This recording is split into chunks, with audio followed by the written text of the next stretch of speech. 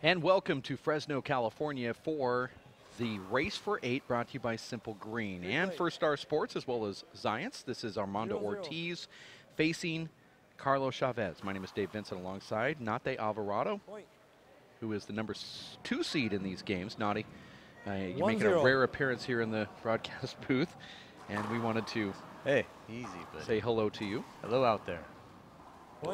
I know you have family members also watching this live broadcast. Your sister and brother-in-law John Bike watching. Yeah, they're very supportive of all the stuff that WPH is doing right now.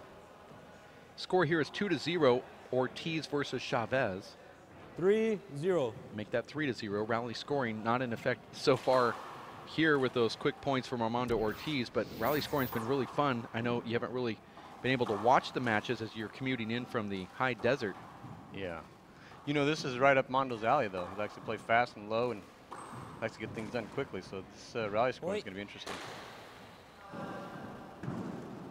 It's unfortunate for Carlos Chavez, who had to play 3 players from the same athletic club here in the qualifier, now into the opening round of 12. You know, it's a really nice thing to say about one club, though. The LA Athletic Club has really put together some young players that are playing very well right now. 5-0. Young and some old. He said yesterday that his main sparring partner is Vince Munoz. Yeah. And Marco Chavez, his brother. Which is true. I forgot about those 2 guys. They're not that young. They're younger. Well, Vince is older than me. Carlos is 35. Doesn't look it, does he? Not a day over 32. Side out. Point. But he does have young guys to play down there. Yeah. Vic Perez, who was in the finals of the Collegiate Nationals this last year, is now playing at the LAAC alongside Armando Ortiz, and it's no wonder those guys are producing some top talent. Yeah, it's a little hotbed. You know, the club really gives the players an open door policy there, and Steve Hathaway, who was I think the standing club president, and he's been a supporter of handball since I've been a member of that club.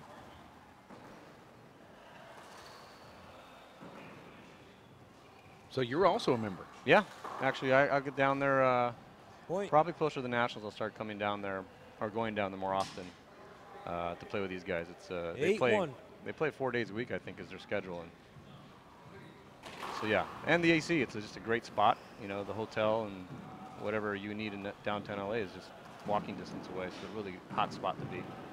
So while we're naming all those players from the LAAC and we neglect to say your name. That's okay. No one really knows. I'm kind of like the private member.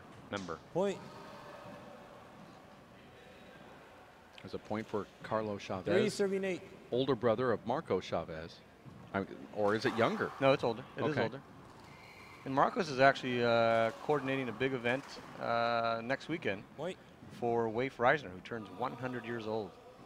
So they're having a big tribute event for him. And a lot of big-name players are coming back for that event. I heard about that. Are you going to play? Yeah, I'll play in their open division, and they also have a couple of throwback players coming out for that. Tati Silvera will be there. Nice. Yeah, that'll be a good one. And that'll be fun. And Vince Munoz probably will play. Yeah, Vince will be there. John Robles, John Bike.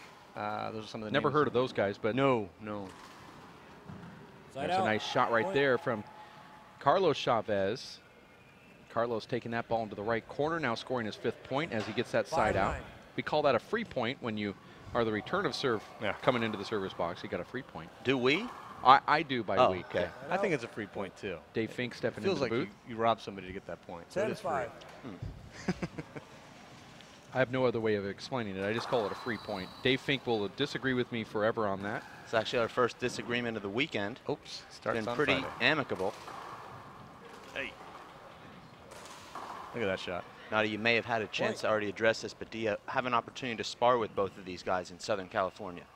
You know, yeah, I do. I was just telling Dave that they're members of the LA Athletic Club, and Dave didn't know this either, but I am too.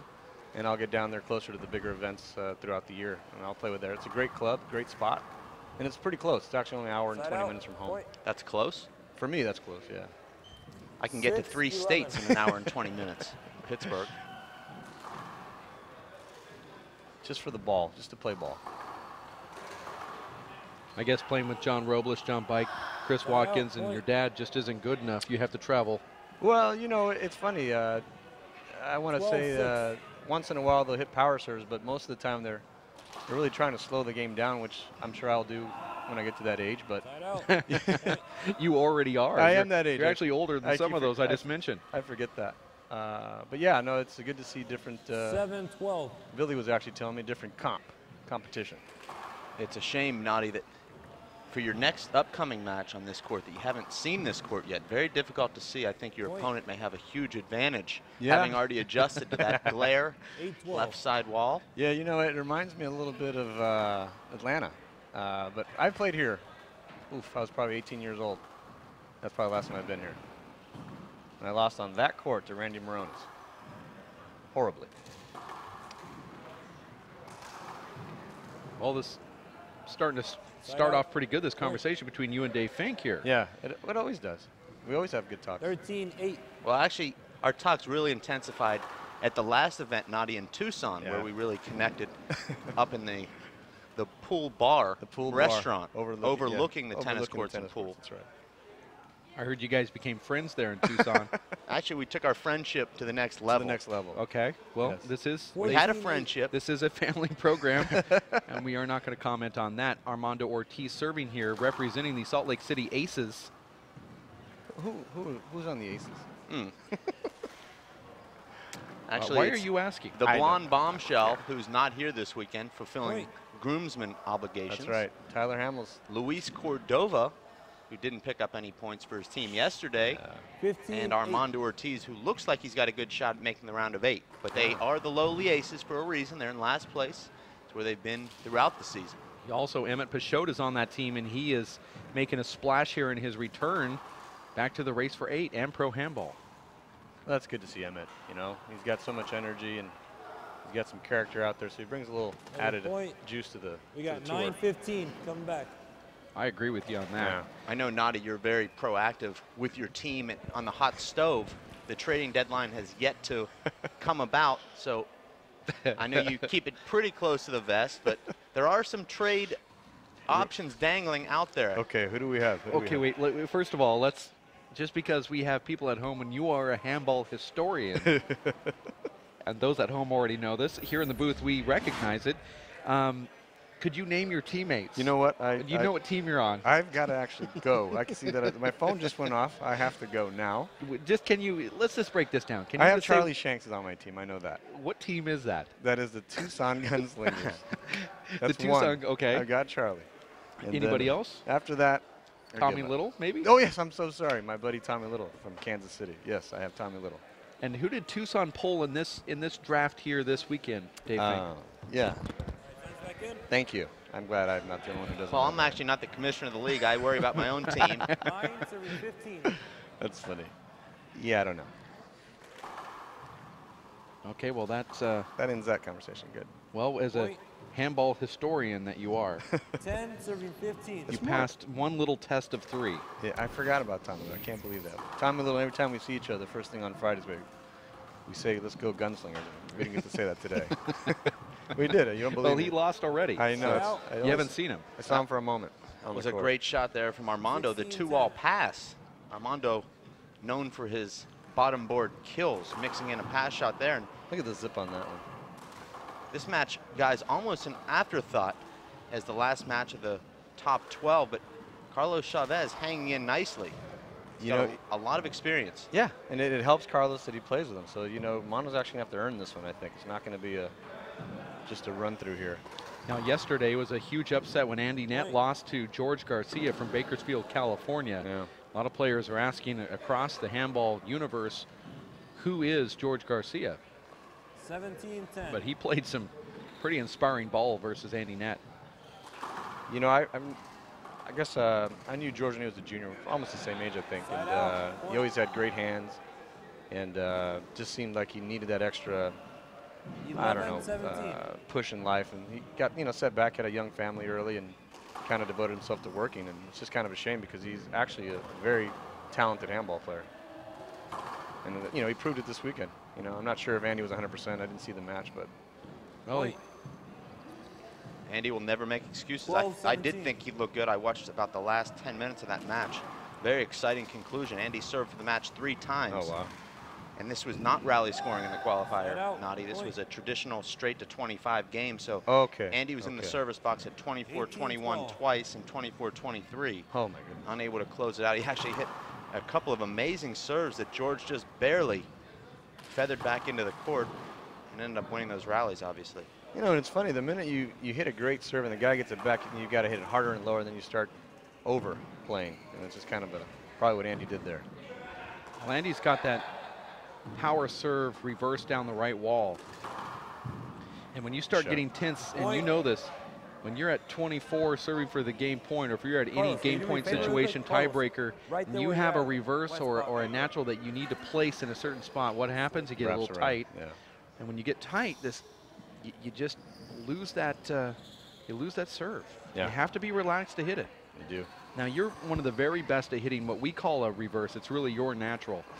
But it's a reverse for everybody else on the planet. You're right-handed, so you have a ball that goes to the right side that you'll try to clip the sidewall and get a crack. And if you miss the crack, that ball will hit the ground, jump into the sidewall, and come back at your opponent. But you seem to be so much better when you're confident with that serve. Yeah. How does the confidence come and go with you? Is it if you make a couple plays, you get your confidence, or if it's just something that's from inner strength that you try to tap into? You know, I think like we were just talking about, it depends on the pressure. If you add too much pressure yourself, you're going to make the mistakes. And, you know, when you're serving your best, or when I'm serving my best, I'm just talking about not really trying. And, you know, I think there were some moments in some matches where I actually wanted to take a timeout because I was in the box for so long. But they say don't do that. So I didn't. Then I get gassed. And so it's kind of funny, yeah. Makes me laugh when I think about it. That is funny. I've got 9 aces here. I need to take a break. I'm going to take a timeout. I'm going to call a timeout. Yeah. I'm sorry, I can't deal with I'm this. going to break the momentum here for the other guy. Dave Fink and I have never had that happen. 14-20. 14 serves 20. So far in rally scoring, there's never been a game that's been under 15 points. Is that right? For the opponent. And 3 of 4 of the first 4 were over 20. You know, I'm waiting to see how Chapman plays this because he's such a defensive master. I want to see how many exchanges these points are actually, you know, they can't really get as many off the Chap boy, I don't think. Well, there's going to be, if there's exchanges, that means the other opponent is also scoring points, which just means that whomever's going to play Chapman are going to have closer scores unless he goes on long runs. No, that's what I'm thinking. It's going to be interesting. I actually believe the format favors Dave. Yeah, that's what I do. Particularly in the first round. Yeah, you're just going to keep opponents from getting into that box, and by doing that, that opponent's not going to score. So it's, I'm not sure who's Dave playing, by the way. Dave's playing Chip Morales. Who's that? The Cinderella story. The hometown favorite. Yeah, Chip's played well. Chip tells me that he feels that he can beat Dave. Well, Chip had him on the ropes in Las Vegas, you'll remember, Dave, on one of the back courts. Yeah. And led, actually, I believe, 18-11 to 25 and just couldn't close it out. He was outplaying Dave up till that point and didn't close it. But, yeah, Chip certainly feels confident. He's played a lot of practice matches and tournament matches against Dave, both living in Missouri at one time. Great shot. Well, Chip's serve has been absolutely one of the best things I've seen. In, like I claimed earlier, it's been that match that we saw yesterday in his qualifier final is as close to what we witnessed with you versus Marco Chavez, Noddy, at the 2004 Four-Wall Nationals in Portland, Oregon. Oh, okay. He had, in his first 12 points, 8 of them were pure aces. Yeah, see. The other 3 of 4 were off of first strike kills off of weak returns. Perfect. It was just unbelievable. Perfect handball. He closes out the match with just over 11 or 12 aces. Wow. And they were just ungettable. Wouldn't have mattered who he was playing with. Dave Chapman's very good at defending that serve. Yeah, he is. Probably the best in the game to do that. We have 22.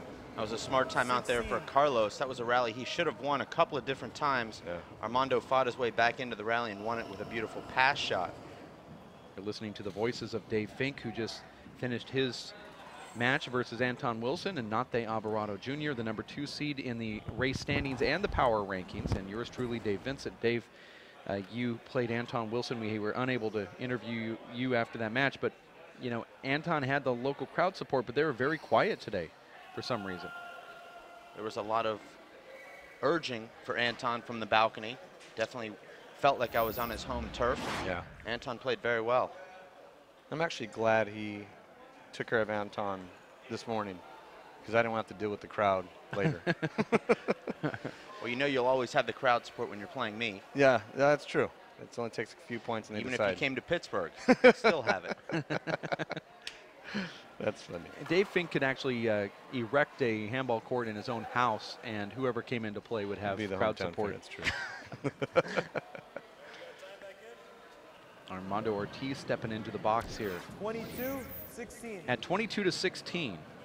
Armando Ortiz, now he reminds me of Phil Mickelson. One week he can shoot 22 under, the next week he can you're right. miss the cut by 7 shots. Yeah, just up and down. You know, he's still young, but you're right. A lot of it's his style of play. Goes for a lot, and when it's working, it's devastating. It is. But don't you think it's also part of his matchup, who he's matching up against? Because certain players that he plays just kind of are stunned by his pace, and other players have seem to like to play that ground and pound, or even go up to the roof and get away from it. No, you're right. It's just funny. There's so many funny matchups here that some guys just can't get over the hump, and some guys they think they're going to be close matches than they are. So it's kind of funny how things work out. Well, it's interesting because Armando has had big wins against almost all the top players, except for you, Noddy. You've really had his number. He played you 22. one close game at the LAAC Open last May, I believe, 21-19, but then you ran away with the second game, but still a great tournament for him as he defeated world #1 Sean Lenning in the semifinals. Yeah, I actually thought for certain I was playing Sean the next day, and there was a little bit of a hiccup there in that, where Armando just shot lights out and got comfortable there. Look at that shot. Point. Just a terrible miss there from Carlos, down 18-22. You have to find a way to just bring that ball back in. Just get it back. And I think, Noddy, I don't think you've played the rally format yet, but there are times when you tell yourself, just get it back, because I can't afford to just give away this point. Right. No, actually, Noddy's been training back home on 24 this. game Yeah, points. we've been On playing, rally. and you're right. You know, you've been playing the Robles a lot, and it's funny. You don't want to miss a ball. It's a free point, and there's that free point comment. That should be a free point right there for There it Carlos, is. and he gets it off the back wall with his left hand. Now, Armando Ortiz literally 19. In the driver's just seat. have to get the ball Back. back here. Well, hell, not Look at not that. quite. Carlos has that great serve. He's got that beautiful left hand, left corner kill. Ortiz wins this if he gets the side out. And look at that consecutive 2 quick aces. points, yeah. Point. Now we're another game over 21 points. 21-24. This is where the score gets in your head. You start getting tight. There it is. Armando That's Ortiz it, guys. wins on a ball that, like you guys said, Three Carlos minutes. just needs to get it back. Yeah, keep it in play. When you're serving in traditional scoring, you might think about doing a little bit more with that shot, and if you miss it, it's not a big deal. But in rally scoring, you almost have to adjust your mindset. I just have to get this ball back, particularly when your opponent has 24. Yeah. The last 2 points Armando scored there, guys, were on Carlos Chavez airs. Yeah, that's a big mistake there for sure. Well, we're going to take a quick timeout. Noddy, thanks for stopping by. You What bet. does it say on your Good shirt? seeing you. Be the hammer. Okay. And Dave Fink will have more action coming up in just a bit. Game number 2 between Armando Ortiz and Carlos Chavez coming up right around the corner here for the Race for 8. Stick with us. All right. Working and working out takes a lot of energy. That's why I drink Zenergy. Feeling fantastic and looking good has never been easier. Science, extreme science for your active lifestyle. For 20 years, the Inner City Handball Association has educated, mentored, and served young people through handball. Young people that participate in the Inner City Handball Association programs have a high graduation rate from high school and continue on to college. Inner City Handball teams are good athletes, good students, and good ambassadors for the sport of handball. We need your help to continue our work. Inner City Handball Association is a registered 501c3 tax-exempt charity. Please donate today. Thank you.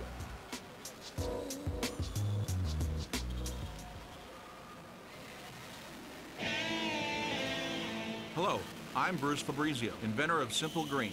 Our non-toxic, biodegradable, all-purpose cleaner works great for cleaning it.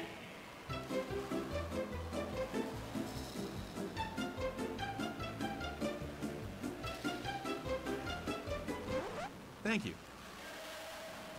Non-toxic, biodegradable, Simple Green. It's great for cleaning.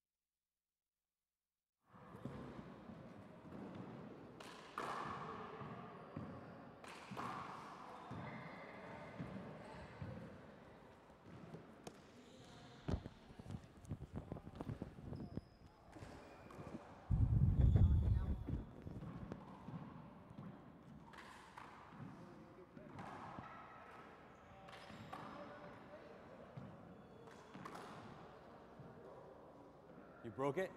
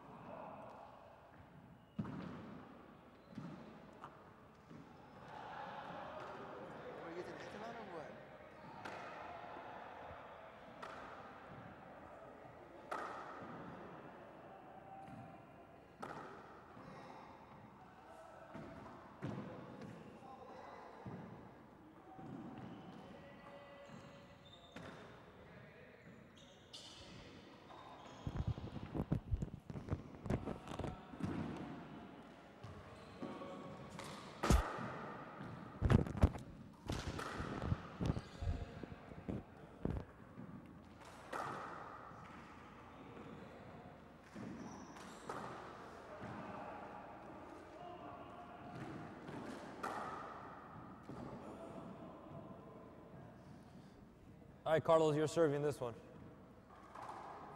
Yup, you're up. Your help.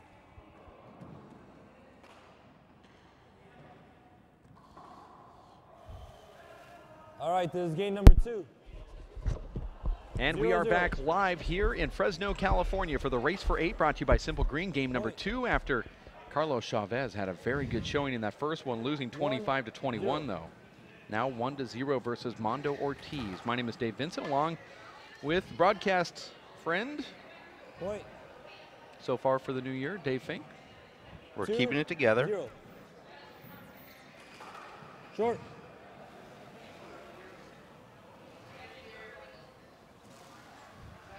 Second. I'm going to say hello to Atlanta watching this live webcast. My good buddy Max Starlow, who we'll be seeing in a couple of weeks. New handball player, loves the sport. He's addicted. 3-0. He might be one of your 4,228 friends on Facebook, Dave. I know you don't know most of them, but 1-3. may have the opportunity to meet Mad Max in just a couple of weeks. That's how you meet friends. Second. Is Facebook. So there's internet dating, but also internet friending. Yes. Okay. Point. I get the "how do I know you" line quite frequently on Facebook. I said because we're talking right now. Hello.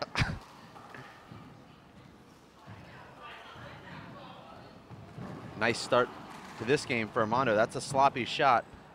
And Armando, that looked like an avoidable to me. If we could take a replay of this, I believe this is actually an avoidable. It wasn't even called a hinder by our referee, but Armando hit a sloppy left-hand paddle shot and then sort of moved into it. I'm calling a point. 3-3. The play was over to his right and behind him, though. Okay. I still think that should have been a hinder call, though. Point. I don't know. I don't know if I agree with that. I mean, his opponent walks up to him and then has to go backwards and to the right. I don't know how that's a hinder. Point. I believe, Dave, that Armando's got one of the most underrated serves in handball. Played Armando 2 months ago in the Tucson event in the 9th place match, and his serve was absolutely devastating. And then, of course, he's got that amazing two-handed offense, and there's a whiff from Armando Ortiz. What I like a lot about Armando's game is he's got those short swings, so he doesn't need a lot of time to set up. Much like Sean Lenning, beautiful two-wall pass there. You see Armando catching the sidewall behind Carlos there, and that's a clean pass. Replay. Armando like a hockey goalie there, taking away that right side of the court from Carlos Chavez. 6-4. Looked like that was going to be a great right corner kill.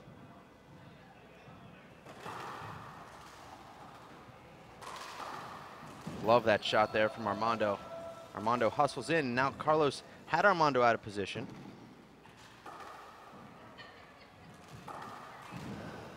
Hold it. Good call there from our referee. That was a safety hold. Excellent rally there, Dave. One of the best of the match. Both guys breathing pretty heavy, and they're Happy to see that towel coming down from the referee's box.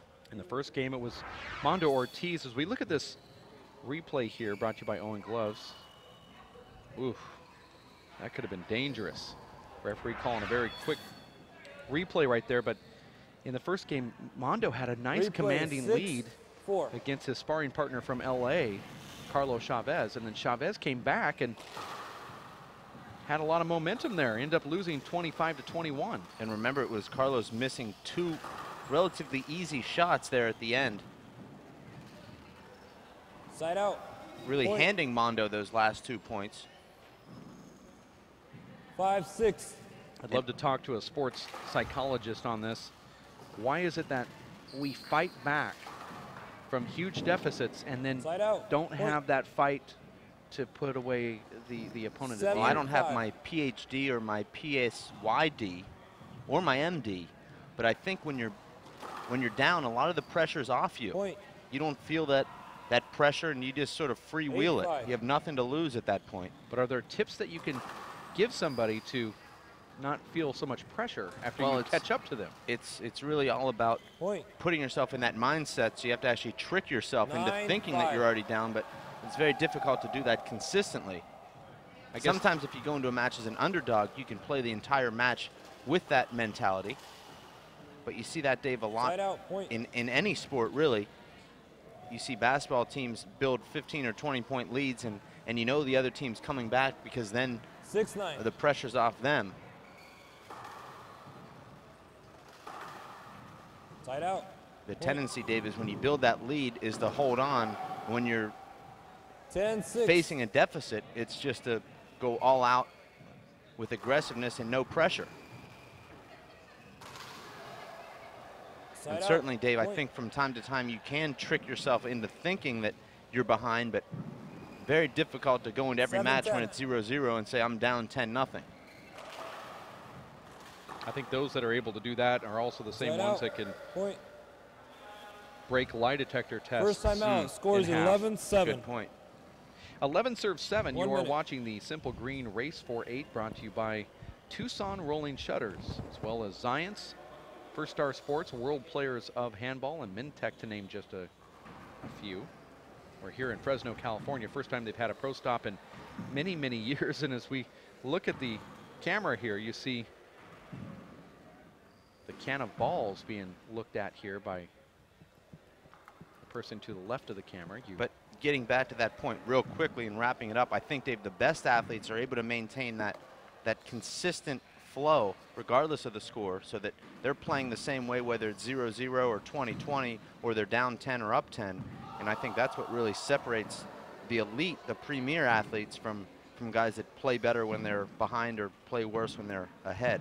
Now, we noticed yesterday when Andy Nett was challenged by a player from Bakersfield, California by the name of George Garcia, he was unable to break through that sort of negative feeling that you get sometimes after you feel like you should be winning, but you're playing against somebody who's unknown and they are beating you, and it kind of has a strange effect on you, especially when you're so severely favored to win and you're playing against somebody that isn't. You know, it was a #1 seed versus number 16 seed, and they have a big lead. And how do you overcome that? That's 11, serving 7. Certainly, George knows of Andy Nett. He was very excited to be playing Andy Nett.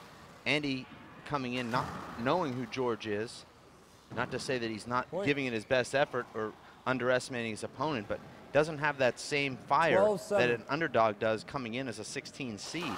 Short. Armando Ortiz really laying into the ball. And I don't know if it's you or me, but does it seem that Mondo's lost weight since the last time we saw him? I think Mondo has been considerably fitter for each event. I thought Mondo looked about as bad as I've ever seen him in Idaho at our first stop. 13-7.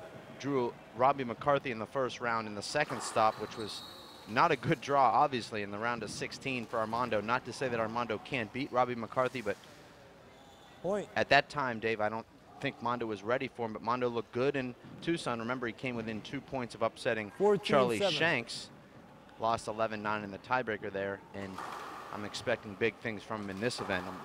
Actually, I've got the Armando Ortiz-Luis Moreno match circled It's been circled on my refrigerator, Dave, for Side out. about 4 weeks when I found out that Alan Garner wouldn't be attending here, and I knew what the seeds would be. 8-14. I know, Dave, that you've seen those two great young players play before. Armando losing 11-10 to Luis Moreno in the finals of the 19 under junior nationals just about 4 years ago. 9-14. 9 serves 14. Short.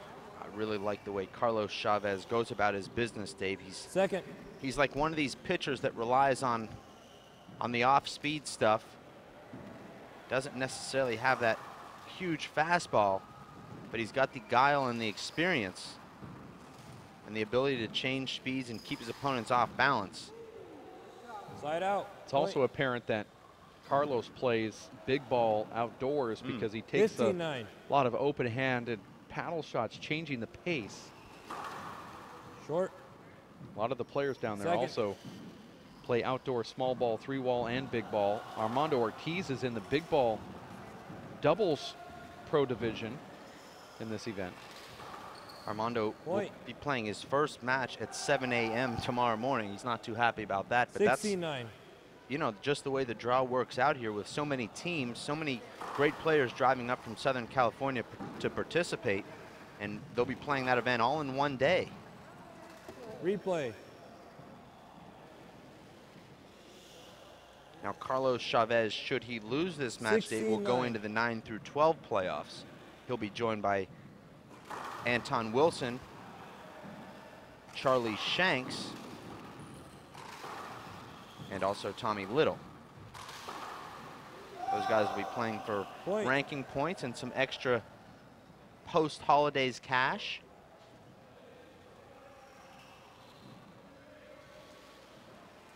$17-9. 17 serves 9. This is the lowest scoring short rally scoring format match, or game I should say, so far. Second. I know it's not over with.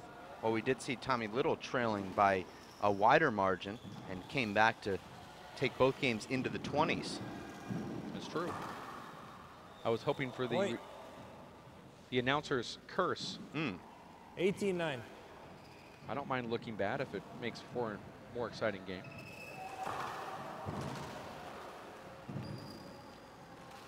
I like that play a lot from Armando. He had the fly kill opportunity, Dave, but he would have had to hit it from about chest to shoulder height. Instead, he lets the ball bounce, takes it off the back wall. I agree with you. The fly kill, certainly a great shot, but only if you can get it in your wheelhouse. What I liked about that is that he had to move his feet a lot to hit that perfect shot. He originally took a couple steps up, and he went back and then ran forward again. And that just shows you that he's confidence with it. He has a lot of confidence with his legs. Carlos tried to stop play there because of a bad bounce. 20 serves 9. There are no replays here. I will say, Dave, that there are some bad bounces in that court. Having just played in there, I picked up about 3 really bad bounces. Armando lunging at that ball rather than moving forward. I think he misjudged it just a little bit. So I believe the Seattle LAAC team picked up Carlos Chavez in the draw yesterday. That's true. Carlos produced for us as he came from the number 8 seed and qualified. Not an easy task. Carlos had to go through his sparring partner, Vic Perez, who I expect to see more on the Race for 8 Pro Tour. Great young up-and-coming player. And then take out the Cinderella story, George Garcia. It looked initially, Dave, like it was bad luck for Carlos Chavez and Vic Perez, because the winner of that match would have to take on the number 10 pro, Andy Nett, but it didn't work out that way.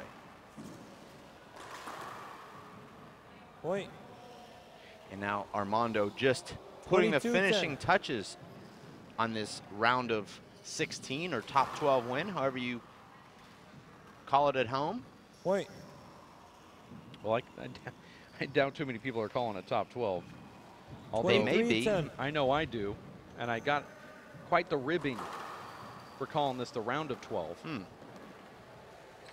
The way I like it, look at it, is Armando Ortiz now at game point.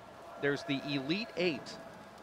That's a special thing. They have merchandise in the web store where you can buy their shirts. And then there's the the top 12, and then you have the qualifiers. 3 different levels.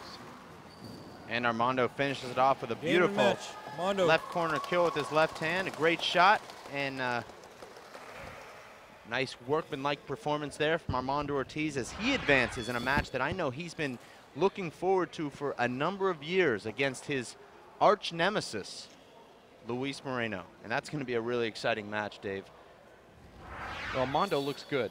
He looks very focused. He has footwork. Luis Moreno has been unstoppable in the race season, and I don't know if Luis would be one of those guys that would slack off during the holiday season, knowing that he's the race leader. He's also vying for a couple more points to be the #1 ranked pro in the power rankings. I just don't see that him not coming down to the club and working out. Now, I did not witness him down at the facility, but I heard rumors that he was secretly going down to the YMCA again, away from the handball community. And what he tries to do during tournament time is to go to the YMCA in Tucson, Arizona. That's a little bit closer to his house. He has people like Sean Lenning, Abraham Montijo, some of the other top players like Danny Perez, come out and play him at the YMCA. So Luis Moreno doing some of that secret getting in shape stuff, as well as Sean Lenning, who is basically lives at the courts now. He's always down there playing pickup games. It doesn't matter what age or what gender. Sean Lenning is going to be in the court with you, practicing in Tucson, Arizona. Well, Luis has become sort of the mystery man. He's almost become the Bjorn Borg of the handball tour. You don't know what this guy does. He just shows up and wins. So it's going to be a great weekend of handball, Dave. It's already been a great weekend of handball, and tonight we have 4 really exciting round of 8 Elite 8 matches. All 8 guys trying to book their spot on Super Saturday, which will involve just the top 4. That Luis Moreno match will take place at 7 o'clock this evening. Now, here's the lineup in the quarterfinals from top to bottom. It's Sean Lenning versus Emmett Peixote. Huge rivalry at 4 o'clock this afternoon. That's in about 2 hours and 14 minutes from right now. At 5 p.m., Chip Morales versus David Chapman. And then it's yours, the guy to my right, Dave Fink, your matchup versus Nati Alvarado Jr. at 6 o'clock. And then Luis Moreno facing Armando Ortiz at 7 p.m., all Pacific Standard Time. We're going to take a timeout. We'll be back with more action in a couple hours live from Fresno, California. You stick around here at racefor8.com. My name is Bruce Fabrizio.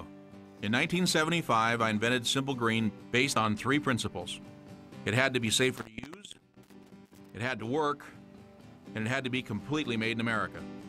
From generation to generation, Simple Green has been cleaning everything from car engines and tools to kitchen counters and floors. No matter what you clean, indoors or outdoors, clean it with non-toxic, biodegradable Simple Green. Working and working out takes a lot of energy. That's why I drink Zenergy. Feeling fantastic and looking good has never been easier. Science, extreme science for your active lifestyle. For 20 years, the Inner City Handball Association has educated, mentored, and served young people through handball. Young people that participate in the Inner City Handball Association programs have a high graduation rate from high school and continue on to college. Inner City Handball teams are good athletes, good students, and good ambassadors for the sport of handball. We need your help to continue our work.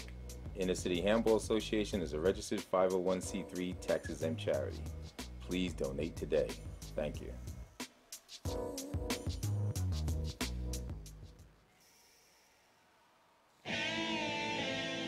Hello, I'm Bruce Fabrizio, inventor of Simple Green.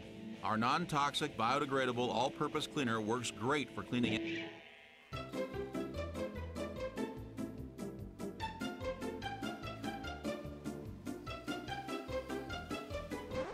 Thank you. Non-toxic, biodegradable, Simple Green. It's great for cleaning.